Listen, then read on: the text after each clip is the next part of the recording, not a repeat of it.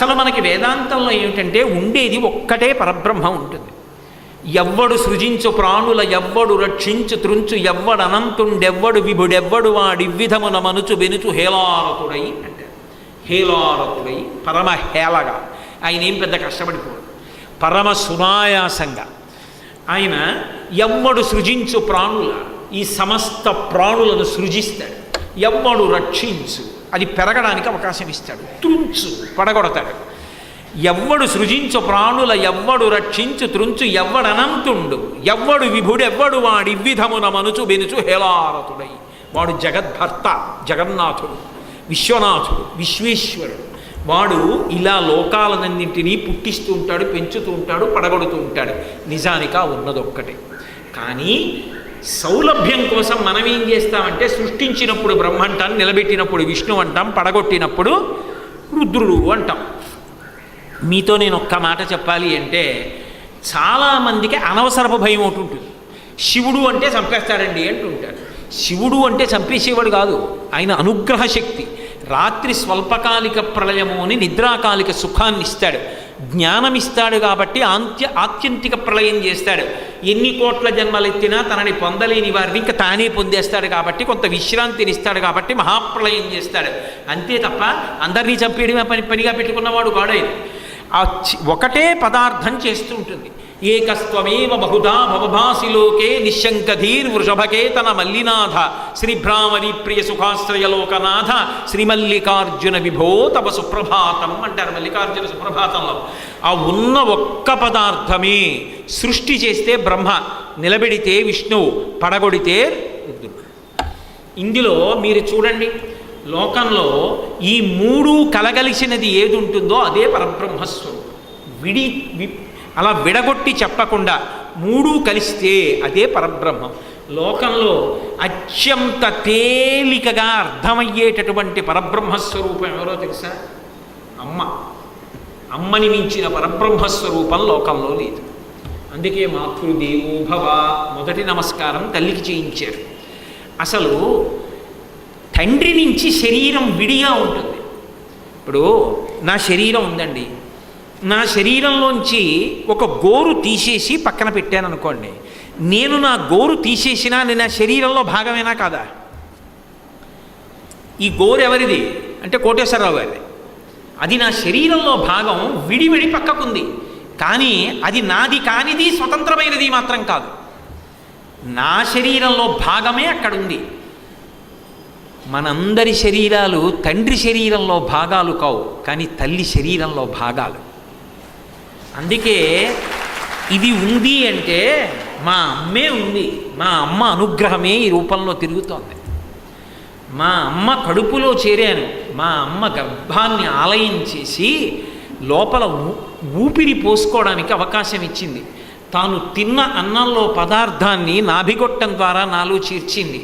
నిజంగా తయారవుతున్న పిండాన్ని చూస్తే రాత్రి నిద్ర పట్టదు, అంత భయంకరంగా ఉంటుంది. అంత భయంకరమైన పిండం ఒకటి లోపల ఊపిరి పోసుకుంటోందని తెలిసి భరించి 9 నెలలు భరించింది. మృత్యు సదృశమైనటువంటి వేదన పొందింది. లోకంలో తండ్రికి పుట్టినరోజు ఒక్కటే, తల్లికి ఎన్ని పుట్టినరోజులు? ఎంతమంది బిడ్డలుంటే అన్ని పుట్టినరోజులు. తాను పుట్టినది ఒక్కటే పుట్టినరోజు కాదు. మా అమ్మకి నేను పుట్టినరోజు కూడా మా అమ్మ పుట్టినరోజే. నేను పుట్టినరోజున మా అమ్మ చనిపోవలసింది. ఎంత నెత్తురుపోయిందో, ఎంత బాధపడిందో. కానీ నేను బ్రతికితే చాలని నన్ను కనడం కోసం తాను చనిపోవడానికి సిద్ధపడింది. కానీ నా అదృష్టం, నేను నా తల్లి కూడా బ్రతికాం. అందుకే నా పుట్టినరోజు మా అమ్మ పుట్టినరోజు కూడా.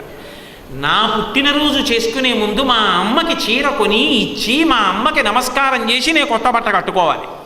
అందుకే ప్రతి బిడ్డ పుట్టినరోజు అమ్మ పుట్టినరోజే. అమ్మ శరీరంలో వీడు పెరిగాడు కాబట్టి ఆ శరీరం కన్నా ఈ శరీరం వేరు కాదు. అమ్మ శరీరమే బిడ్డ శరీరంగా లోకంలో తిరుగుతోంది. అయినప్పుడు అమ్మ కన్నా సృష్టికర్త లోకంలో ఉన్నాడా? 7 ధాతువులు అమ్మ కడుపులో ఏర్పడ్డాయి. చర్మము, రక్తము, మాంసము, కొవ్వు, అస్థి, శుక్ల, మేధ.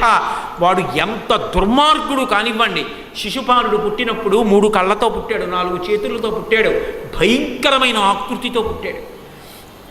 ఏడిచింది తల్లి.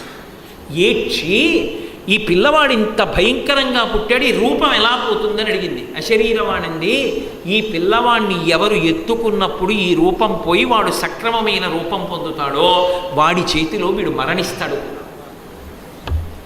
అమ్మ కదూ ఏది వెతికిందో తెలుసా? ఎవరి చేతిలో చచ్చిపోతాడో వెతుక్కుంది. దుర్మార్గుడని తెలిసినా కూడా అది అమ్మతనం అంటే. దుర్మార్గుడు పుట్టినవాడని తెలుసు, కన్న ప్రేగు సావని అనలేకపోయింది. వచ్చిన వాళ్ళందరినీ ప్రార్థించింది, మా బిడ్డని ఎత్తుకోరా అని. ఎందుకో తెలుసా? వాళ్ళు ఎత్తుకుంటే 3 కళ్ళు పోయి 2 కళ్ళు వస్తే, 4 చేతులు పోయి 2 చేతులు వస్తే వెంటనే వాళ్ళ కాళ్ళ మీద పడిపోయి అయ్యా నా బిడ్డని చంపేయకండి, వాడు రాక్షసుడు దుర్మార్గుడు తెలుసు, వాడిని రక్షించండి అని అడుగుతుంది. కృష్ణ పరమాత్మ వచ్చారు ఇంటికి, ఆయనకి ఇచ్చింది బిడ్డని, ఆయన ఎత్తుకున్నాడు. 3 కంగులు పోయి 2 కంగులు, 4 చేతులు పోయి 2 చేతులు వచ్చాయి. కృష్ణాని కౌగలించుకొని 100 తప్పులు కాపాడు కృష్ణ బిడ్డను బతికించుకోవడానికి. అది అమ్మ అంటే. అమ్మలాంటి వ్యక్తికి సృష్టిలో ఉండదు. అమ్మ అమ్మే. అటువంటి అమ్మ కన్నా సృష్టికర్త ఏదండి? అమ్మ బ్రహ్మ. అమ్మ తనకి దైవంతో సమానమైనటువంటి తన భర్తకి ఆకలేస్తే పదార్థాన్ని పచనం చేసి పెడుతుంది.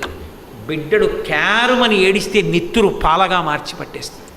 అమ్మ కన్నా స్థితికర్త ఎవరండి లోకంలో? విష్ణు స్వరూపం. పిల్లవాడు నిద్రపోకుండా ఆడుకుంటూ ఉంటే, నిద్రపోకపోతే వాడికి గొర్రెదొగ్గు వస్తుంది, వేడి చేస్తుందని బోర్లా పడుకోబెట్టి వాడిని జో కొట్టేసి నిద్రపుచ్చేస్తుంది. వాడు ఏడుస్తూ నేను ఆడుకుంటానన్నా కూడా బోర్లా పడుకోబెట్టి కొట్టి జో కొట్టి నిద్రపుచ్చేసి, పిచ్చి నాన్న నువ్వు ఆడుకోకూడదని కాదురా, నిద్రపోకపోతే నీకు దగ్గు వస్తుంది నాన్న, వేడి చేస్తుంది నాన్న అని బొగ్గ చిదిమి ముద్దు పెట్టుకుని వెళ్ళిపోతుంది. అమ్మ లయకర్త, అమ్మ సృష్టికర్త, అమ్మ స్థితికర్త, అమ్మ లయకర్త. నన్ను కన్న అమ్మ, మిమ్మల్ని కన్న అమ్మ 3 మూర్తులు కలగలిసిన పరబ్రహ్మమైతే, ఆ సూర్యబింబం 3 మూర్తులు కలిసిన పరబ్రహ్మమైతే వచ్చిన అభ్యంతరం. ఏష బ్రహ్మాచ విష్ణుశ్చ శివస్కంద ప్రజాపతి